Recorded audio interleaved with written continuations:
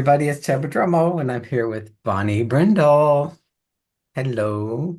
Hello, everybody. We met a couple years ago at a conference. You were learning business consulting and marketing, and you were a teacher. Yes. So tell us how Right you're back, now, because you've just been through a huge transition, but you started planning for this years ago, which nobody ever does.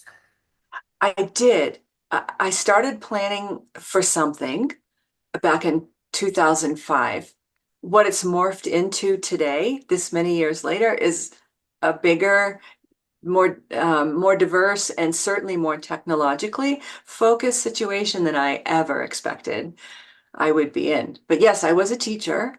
I retired from teaching 3 years ago, and then I was an instructional coach for a school district here in Colorado. And I had never, ever been on social media of any kind. Wow. And I had lots of knowledge about educational technology, but nothing else. So, hey, what's Zoom? How do I do all this? Right? It was completely new to me. So yes, right now I am in a whole new phase. I am has moved from employment to entrepreneurship in my 62nd year. I am rocking along here and it's never boring. I'll say that. And we were just talking about that technology. Oh, It's supposed to be our friend, but not always.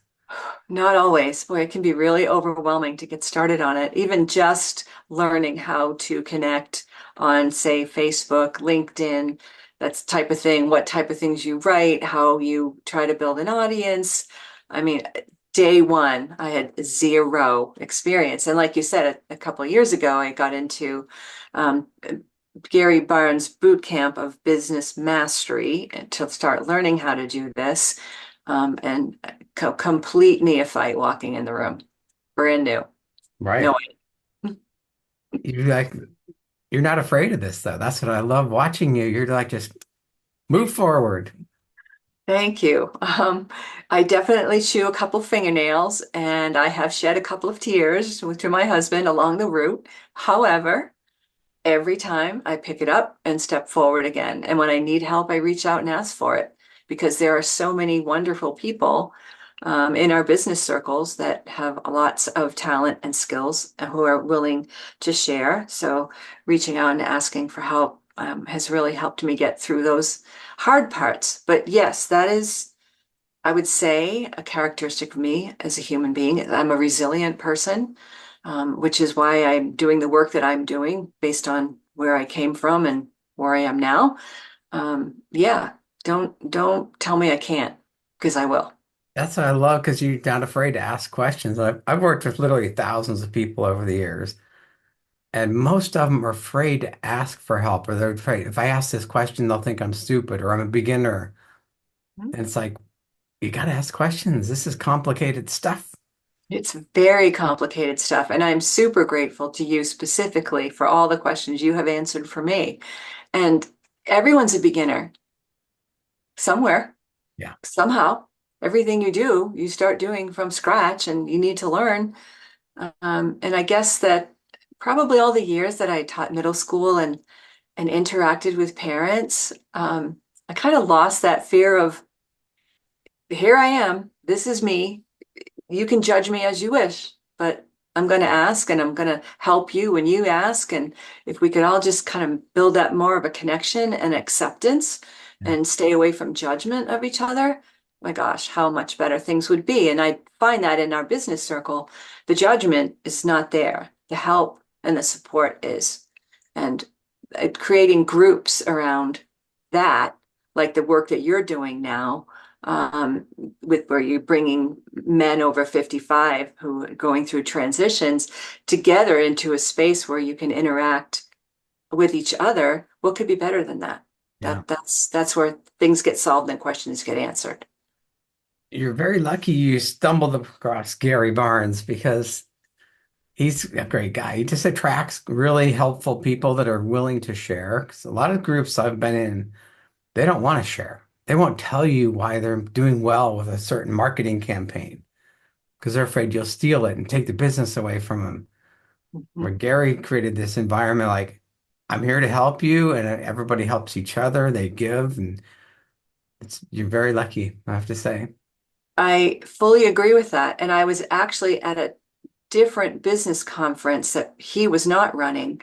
And I met him at this one that was run by some other folks that I didn't feel comfortable with. And I had looked at my watch. I had 1 hour left to go to through the round tables in this conference. And I had 1 hour left, and there were three I hadn't met. And I just turned to a woman. I said, I get this time and this many, where should I go? And she immediately said, Gary Barnes. So I parked myself at his table and my life changed immediately. The authenticity is what it is, right? The gentleman is authentic and he's not afraid of competition. And when Right. we can be in those two places, everything opens up, Yeah. right? And some of the things that we've talked about, like how, oh, there are how many people doing this type of thing. Well, I'm going to give up because there's already too much competition.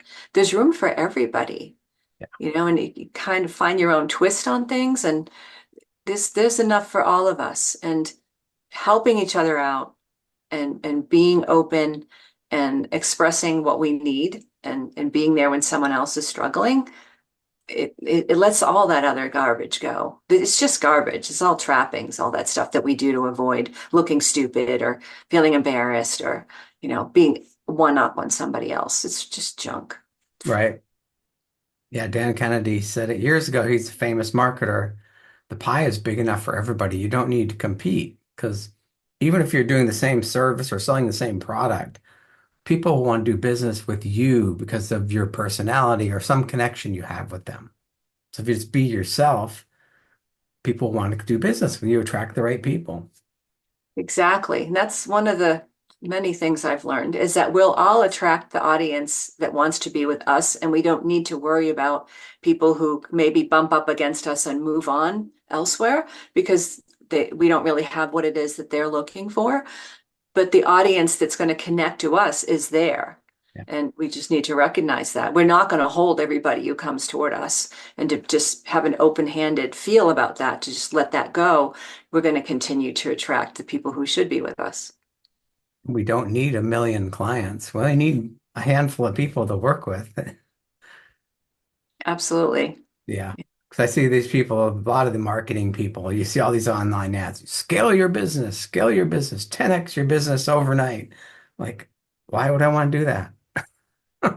Exactly. Imagine the overwhelm if that actually happened. Maybe 20 years ago, it would have been a good goal to start a business and scale it. Hmm. And then you could, hire the right people. But at this stage, we don't want to work that hard. Like you said earlier, I want to work like 1 or 2 days a week and help people and enjoy life. Go out for hikes and go for travel or whatever. Absolutely. And I consider those of us 60 and over to be in our third act. I think I got that from Betty White. But yeah, being in our third act, let's face it, we are getting to a point where we're going to move on to whatever comes after this lifetime. And years pass by quickly. And I definitely know that many others in a career we may have chosen for, 10, 20, 30 years have busted our butts, worked our tails off. And now looking down the barrel of what comes after the age I'm at now, which is 62, what comes after this? I want to be doing some things I didn't get a chance to do yet. I want to take things a little more slowly and enjoy just the daily savor of things. I want to spend more time with my husband, traveling and camping and flying places and doing all the things while still working and being able to help other people. They don't have to be mutually exclusive, which is kind of for me how it felt in those in that second phase back there. Kind of felt Right. like, yeah. Yeah, I talking to people, men and women, at this stage, it's really about they want to stay mentally sharp. They want to maintain their skill set. They want to be relevant. They want to be part of something. Because if you just Exactly. retire and you start reading books or doing crosswords, you just literally fade away. You do, for sure. And we need to stimulate our minds and keep our bodies moving. And, back in the days when most of the people in the workforce were men, and most of them were on a pension from some company, men would retire and not know what to do, sit on the couch. Hate to even bring up the statistics of how many men became ill and even died soon after Yeah. retirement in those days. Or, like a friend of mine said, if John follows me to the grocery store one more time, because I think I've managed this with a family for quite a while, just not knowing what to do. There's so many opportunities that we can create for ourselves if we want to be in an entrepreneurial business at this point. Right. And we forgot to mention while you were getting ready to retire and you're winding down your career, you wrote a book and launched it the week you were leaving your job. Not sure what I was thinking at that time, but yes, I did. I wrote this book called Cracking the Crazymakers Code, 9 Simple Steps to Ease Your Anxiety. And yes, I did write it in the last year and a half of my career, while I was also dealing with my mom's estate and my interesting family. It's a memoir of how I discovered what was behind the debilitating panic disorder and agoraphobia that I dealt with as a younger adult. And at the end of each chapter, there's reflections and action steps and a printable journal that can come right out of the QR code in the book that anybody could use to help ourselves, maybe a level of anxiety that I had, but maybe a lesser level that's triggered by what do I do next and where do I go? And to take a path out of that anxiety, to bring yourselves back to grounding. So it's basically my path of how I got from there to here to be able to do everything that I want to do in life again and still be able to travel and those things I couldn't do for a while as a younger adult when I was really trapped in agoraphobia. Yeah. Yeah. Your timing with this book is just amazing because there's so much anxiety in the world right now. Not There's a just the new US layer. with our election coming up and our everything going on in our world, Oh, weather and everything. The whole there's world is going through huge trauma right now. huge trauma, huge. And I wonder about the energy around all of this. What is the lesson that we are learning through this? Where it's really going to take each of us individually and all of us as a collective. But whatever those answers are, oh my gosh, you're right. The anxiety just every day, there's a new layer. Yeah. You think, okay, it can't get worse than this, but it does. So yeah, anxiety is something that many people, and certainly many people maybe who didn't really deal with a generalized anxiety in the past, are now struggling with because you can't relax. You can't, if you're on media at all, it's in your face every minute. Yeah. It's very hard. It's very hard to manage. Very fear-based headlines coming up. They take you coming up, teasing you with all this stuff. And Yes, yeah, it's all about fear, and we need not buy into it. So yeah, my book, my path, my passion about helping people to bring that temperature down and be able to continue to function on the daily in a productive and joyful way. That yeah, that was my whole plan for writing it. And yes, I wrote it, I published it, I retired, I broke my wrist. Like all this stuff like right in a row, just like, whoa, okay. Hmm. And then I got to work and here I am talking to you. Yeah. And I'm actually, you can start using your book. I started seeing an audiologist recently because I have tinnitus ringing in the ears. Hmm. And they say it's really interesting. I've learned more about it. It's like there really isn't a sound there, this ringing. Your brain makes it up. And they said one of the triggers is anxiety. Yes. So I'm trying to figure out what of my, I have very little stress in my life at this point in my life. I have a wonderful life. I travel, I enjoy, do what I want to do. Yep. But there's some anxiety I have Hmm. that's causing this ringing in my ears. And I have nightmares at night sometimes. Yes. So, my friend, that's where we come in with the crazy makers.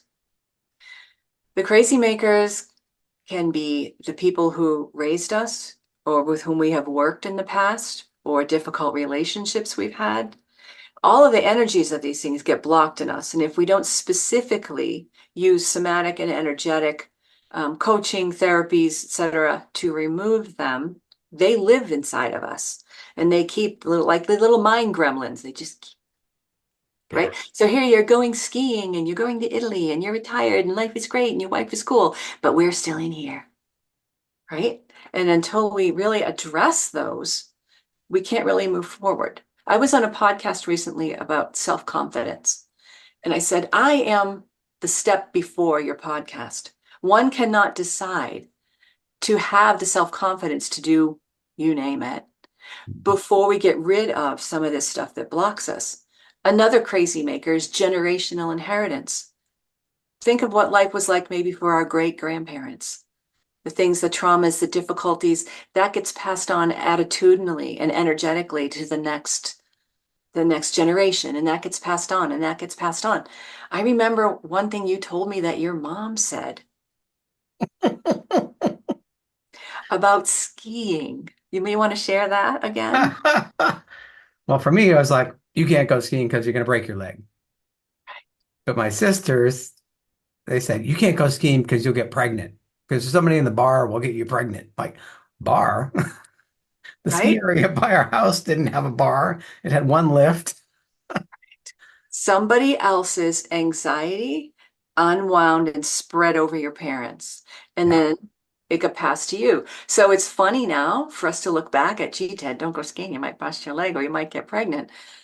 But that's a generational DNA crazy maker coding piece that sits in you right now. Yeah. And that's why the anxiety and the nightmares and the pieces.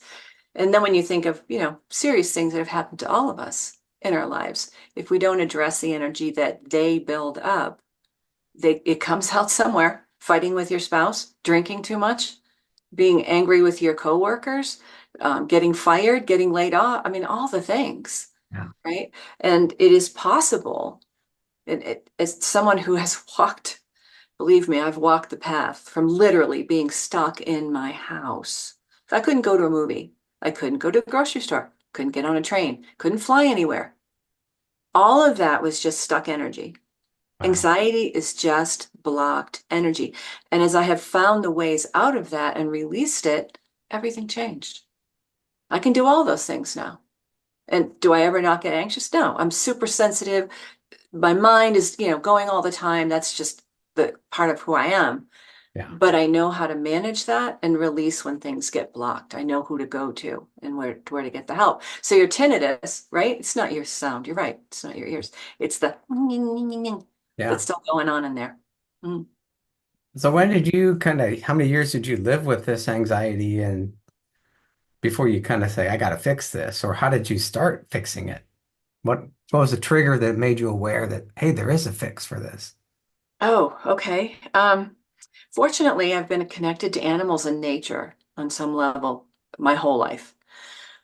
That really saved me. When I was 10 years old, I had the opportunity to become physically connected to horses in person. And I had been like that 3-year-old kid, like wanted horse models and drew pictures and wanted to go to the parades. And all I cared about was the horses marching by. So horses have been a huge influence in my life. And I know for people, dogs and cats and just being out in nature and being around trees, helping myself get grounded around where we came from, right? So we've split ourselves into driving cars and sitting in front of computers and being on phones and watching TV. None of this is natural for the beings that we are. Yeah. None of it. And when we isolate ourselves around those things and really disconnect from our origins, our natural origins, that builds anxiety because we really lose our grounding, Yeah. right? So initially, when my panic disorder was moving me deeper and deeper into agoraphobia, every space like the bank, have a panic attack, can't go there. Grocery store, panic attack, can't go there. Till, life became that small. The only beings that I trusted, I couldn't talk to anyone in my family. The only beings that I trusted were the animals that I was around. Mm. And that was really helpful to start expressing my feelings and my words, my thoughts, just talking to the horses I was around, talking to the dog when I'm walking the dog, going out in nature and sitting by a tree and talking to a tree that's just standing there grounded, listening without judgment. That was the first thing, because many people do not want to open up to another human because they're so afraid of being criticized. Right. So yeah, so getting out in nature and talking to trees and wildlife and pets, they listen and they don't judge. That was Mhm. a really important initial practice that eventually helped me reach out to call a therapist to get help. Hmm. And when one decides to do that, it's like shopping for anything else. You have to look for a good fit that you're comfortable with. And it's very hard when you're in a place where you're struggling enough that you want to call a therapist to be able to pay attention to that kind of reasonable judgment about whether this is the right person. But it's very important. And it's very important to let go of someone if you don't feel like they're a good fit and find Right. somebody who is. But yeah, Right. I did finally take that first step to call a human when I had to drop out of college because I couldn't go to classes. I was too anxious. Wow. Yeah, that was the low point. That was the suicidal ideation moment of my life. And I Wow. thought, well, I don't know if this horse is where I go next. So maybe I should pick up the phone and try calling somebody. And that was step one to all the rest of it that Right. ended up right here. And that's how you got good at asking for help, obviously, because you don't hesitate to ask for help now. Not anymore.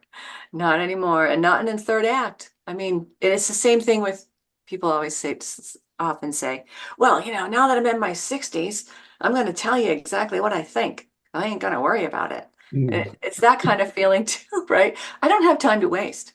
If you ask me a question, I'll tell you the truth. If I'm trying to figure something out and I can't, I'm going to ask somebody. I don't have time to keep driving around the block without the directions, Right. right? I stop and ask for directions. Yeah.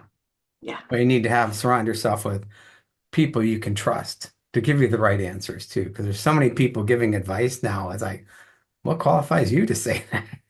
So true. It's so true. You really have to look for that. And I'm going to guess that some of your listeners might have friends dealing with some of the same things that they are, or that might be involved in some connections that are positive and could ask about, you know, Yeah. I'd like to know more about this subject, or I'd like to try this thing out. Is it something, do you know anything about it? Do you know anybody who has anything, so that instead of just sort of grabbing something that, some glitzy flash that comes along and says, oh, I can solve all your problems. I alone can fix it. To watch out for those things because they're not real. They're Yeah. not true.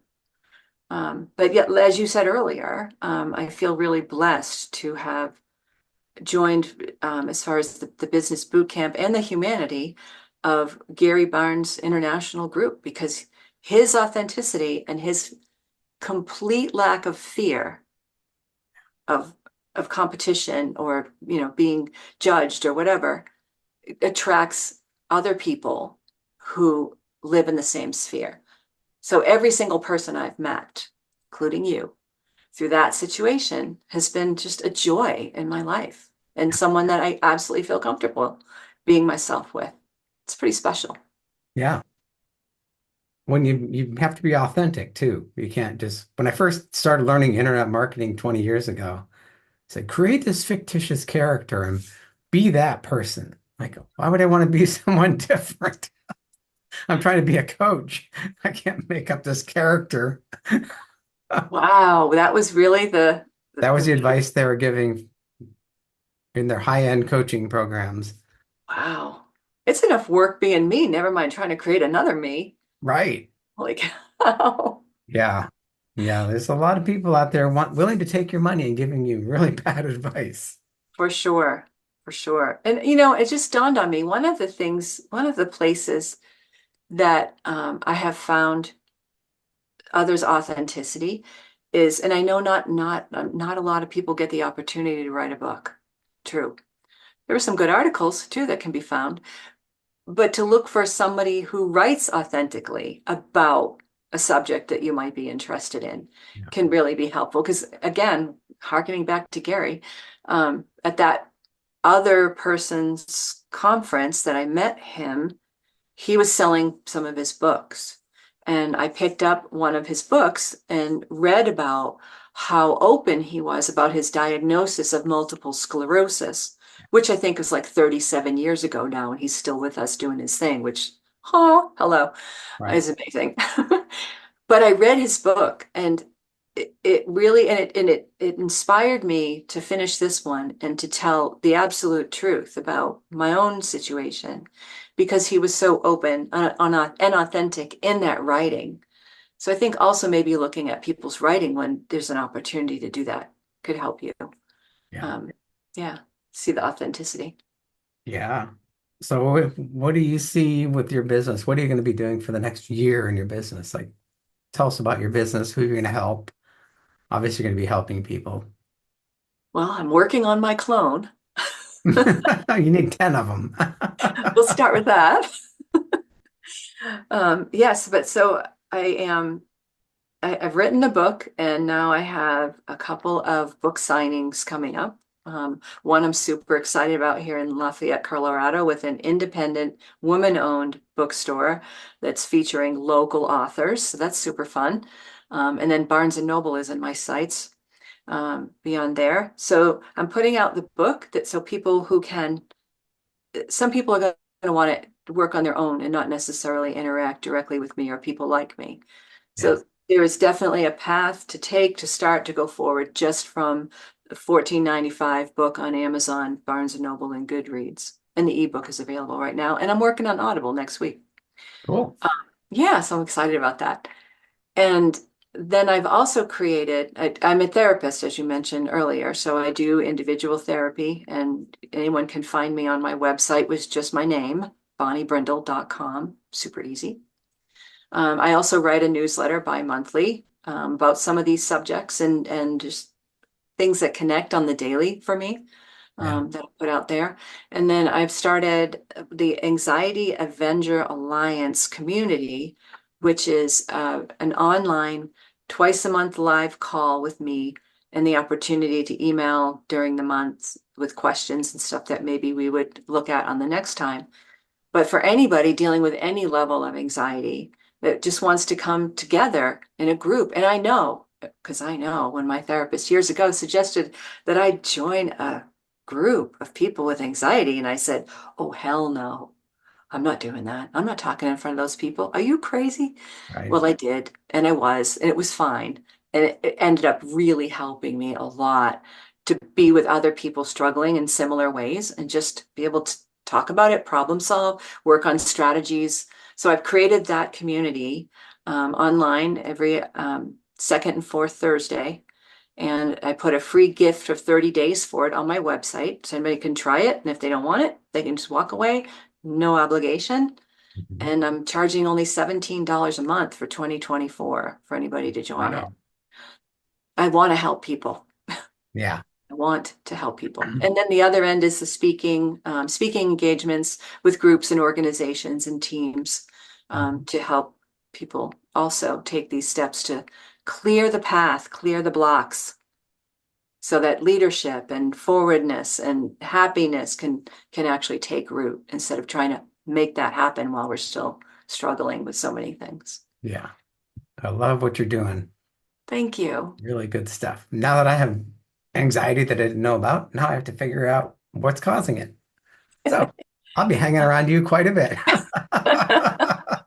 Well, being the pro that I am, I can definitely probably help you figure those things out. But just getting started of thinking about that and working on the journal path, I know things are going to come up Yeah. for you.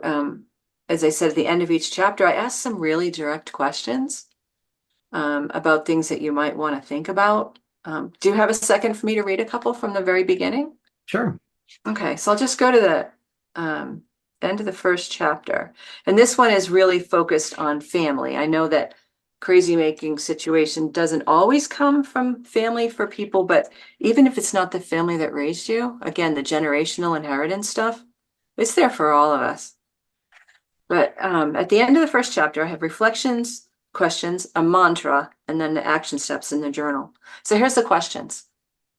In your early life, what did you think of as normal behavior or relationships that weren't? Whose actions have you made excuses for or chosen to ignore? What comparisons have you made between your family and other people's families? And have you sought comfort and support in others outside your immediate family? And if you did, why? And the mantra for that page is, even if my family didn't always support me, I accept myself and I'm worthy of love. I think a whole lot of us have a list of, who do you think you are? You can't do that. Oh, that'll never work. Artists don't make any money, Yeah. right? How many times have we all heard that? Don't you talk back to me. Criticize, criticize, criticize, Right. criticize. Generation after generation after generation, it lives here and it becomes activated in the ways that we interact with others and ourselves.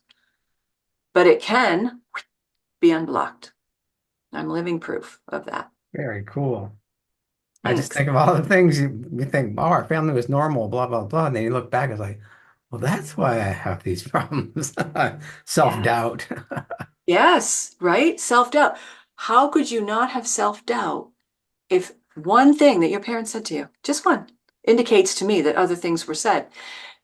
Don't go skiing because you might break your leg. Yeah. Don't risk because you might lose. Don't tell anyone because they might make fun of you, Yeah. right? Hide, shame, silence. Yeah. That wasn't the only instance when you heard something like that. Oh, yeah. Millions of times. Audience. Exactly. So yeah, I'm on a mission, man. Helping Great. people clear that junk and live a much better, happier life. Awesome. So go to bonniebrindle.com and they can connect with you, get on your newsletter, or join your group, buy your Absolutely. book. Yep, it's all right there. Yeah. I love it. Thank you for what you're doing. I really appreciate you. Oh, thank you, Ted. It's so genuine and kind. I really appreciate it. And I hope that in some way I can help the folks who are listening to you today. Cool. Thank you. Take care of you.